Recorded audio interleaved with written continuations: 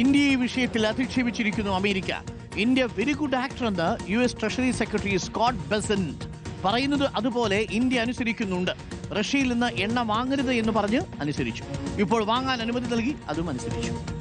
US treasury സെക്രട്ടറിയാണ് പറഞ്ഞിരിക്കുന്നത്. അതേസമയം വിഷയത്തിൽ രൂക്ഷ വിമർശനവുമായി കോൺഗ്രസും രംഗത്തെത്തി. പി ആർ സുനിലുണ്ട് കൂടുതൽ വിവരങ്ങളുമായി. പി ആർ സുനിൽ, ഇന്ത്യ നല്ല ആക്ടറാണെന്ന് അമേരിക്ക പറഞ്ഞാൽ അമേരിക്കയുടെ ഇംഗിതത്തിനനുസരിച്ച് ആടുകയും ചാടുകയും ചെയ്യുന്ന പാവയാണ് നമ്മൾ എന്നല്ലേ അമേരിക്കൻ ട്രഷറി സെക്രട്ടറിയുടെ വാക്കുകളിൽ നിന്ന് മനസ്സിലാകുന്നത്?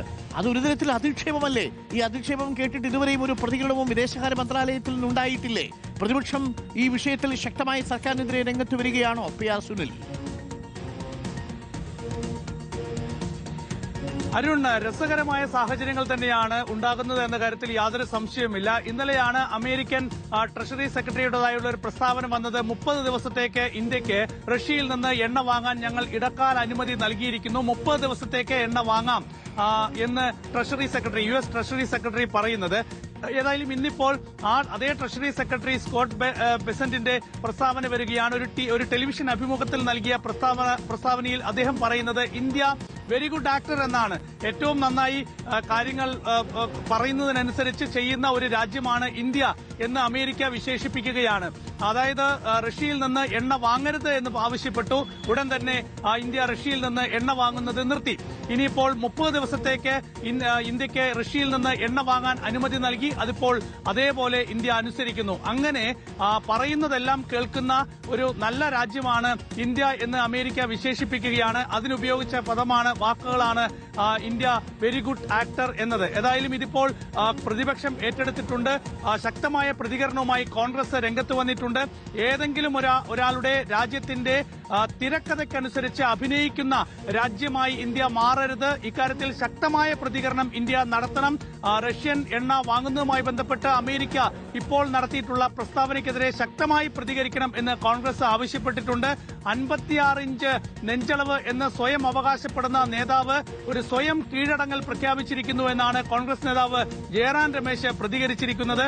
ഇപ്പോൾ ഈ ട്രഷറി സെക്രട്ടറി സ്കോട്ട് ബെസന്റിന്റെ ഈ വാക്കുകൾക്കപ്പുറത്ത് എന്ത് വേണം ഇന്ത്യയുടെ കീഴടങ്ങൽ എന്ന യാഥാർത്ഥ്യം ബോധ്യപ്പെടാൻ എന്നുകൂടി ജയറാം രമേശ് ചോദിക്കുകയാണ്. ഈ അർത്ഥത്തിൽ സർക്കാരിനെ പ്രതിക്കൂട്ടിലാക്കി പ്രതിപക്ഷം ശക്തമായി നീങ്ങുന്ന ഒരു സാഹചര്യം തന്നെയാണ് ഉണ്ടായിരിക്കുന്നത്. അതായാലും അമേരിക്ക ഇപ്പോൾ ഇന്ത്യയെ വിശേഷിപ്പിക്കുന്നത് ഇന്ത്യ വെരി ഗുഡ് ആക്ടർ എന്നാണ്. അപ്പോൾ അത് എത്രത്തോളം ഇന്ത്യയെ സംബന്ധിച്ച് അധിക്ഷേപമാണ് എന്നത് വളരെ പ്രധാനപ്പെട്ട വിഷയം തന്നെയാണ്.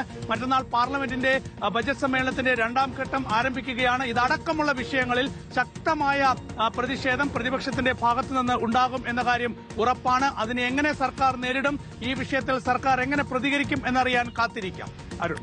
Okay, thank you. P R സുനിലാണ് വിവരങ്ങൾ നൽകിയത്. പ്രിയപ്പെട്ട പ്രേക്ഷകർ, അതിനകത്തൊരു കുഴപ്പം കൂടിയുണ്ട്. എന്തെന്ന് വെച്ചാൽ ഇപ്പോൾ റഷ്യ യുക്രൈൻ യുദ്ധം ഉണ്ടാവുന്നതിനൊക്കെ മുൻപ് 2021 നമ്മൾ റഷ്യയിൽ നിന്ന് ഒരു 2.5% മറ്റോ എണ്ണ വാങ്ങുന്നുണ്ടായിരുന്നുള്ളൂ.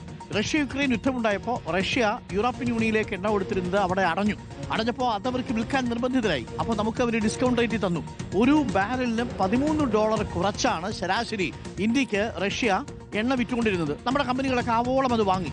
അപ്പോഴാണ് ഡൊണാൾഡ് ട്രംപിന്റെ തിട്ടൂരം വരുന്നത്. റഷ്യയിൽ നിന്ന് എണ്ണ വാങ്ങിയാൽ 25% അധികം തീരുവ. അമേരിക്ക കണ്ണുരുട്ടി. നമ്മൾ ഒടുവിൽ അനുസരിക്കേണ്ടി വരുന്ന സാഹചര്യമുണ്ടായി. വെനിസുലയിൽ നിന്ന് എണ്ണ വാങ്ങൂല പറഞ്ഞു, റഷ്യയിൽ നിന്ന് എണ്ണ വാങ്ങൂല എന്ന് പറഞ്ഞു. എന്നിട്ട് നമ്മൾ നേരെ പോയിട്ട് പിന്നീട് വെനിസുലയിൽ നിന്ന് എണ്ണ വാങ്ങാം എന്ന നിലപാടിലേക്ക് ട്രംപ് എത്തിയപ്പോൾ നമ്മളും പോയി. ഇപ്പോ ഈ ഗൾഫ് രാജ്യങ്ങളിലെ സംഘർഷത്തിന്റെ പശ്ചാത്തലത്തിൽ നമ്മൾ വീണ്ടും റഷ്യയുടെ എണ്ണ ആവശ്യപ്പെടുന്നത് അമേരിക്ക പറഞ്ഞിട്ടാണ് എന്നുള്ളതാണ് അമേരിക്ക പറയുന്നത്. പക്ഷേ ഇപ്പോൾ ഒരു പ്രശ്നം, നേരത്തെ $13 കുറച്ച് തന്നിരുന്ന റഷ്യ ഇപ്പോൾ നമ്മൾ വാങ്ങാൻ ചെല്ലുമ്പം $4 കൂട്ടിയാണ് ചോദിക്കുന്നത് എന്നുള്ളതാണ്. റഷ്യക്കറിയാം അമേരിക്ക പറയുന്നതനുസരിച്ച് ഇവന്മാർ നിലപാട് മാറ്റും എന്ന നിലപാട് റഷ്യയ്ക്കും ബോധ്യപ്പെട്ടിട്ടുണ്ടെങ്കിൽ അത് അപകടമാണ്. അത് ഇന്ത്യ എന്ന രാജ്യത്തിന്റെ പരമാധികാരത്തിന്മേൽ വിദേശ നയത്തിന്മേലുള്ള കടന്നുകയറ്റമാണ്. അങ്ങനെ എങ്ങനെയാണ് നമ്മുടെ രാജ്യത്തിന്റെ കാര്യം വിദേശത്തിരുന്നൊരു ഡൊണാൾഡ് ട്രംപ് തീരുമാനിക്കുക? ആടിക്കളിക്കട കുഞ്ഞിരാമ എന്ന് പറയുന്നത് പോലെ. അത് ശരിയാണോ? ഒട്ടും ശരിയല്ല എന്നുള്ളതാണ്. അതിൽ വലിയ പ്രതിപക്ഷത്തിന്റെ പ്രതിഷേധമുണ്ട്. കോൺഗ്രസ് പറയുന്നത് ഇതൊട്ടും പാടില്ല, ശക്തമായ മറുപടി കൊടുക്കണം വിദേശകാര്യ മന്ത്രാലയം എന്നുള്ളതാണ്. എന്താണാവോ ഇനി മറുപടി കൊടുക്കാൻ പോകുന്നത് എന്നുള്ളതാണ്. ഇങ്ങനെയൊക്കെ ചെയ്യാമോ എന്ന മട്ടിലായിരിക്കും എന്ന് നമ്മൾ പ്രതീക്ഷിക്കുന്നു.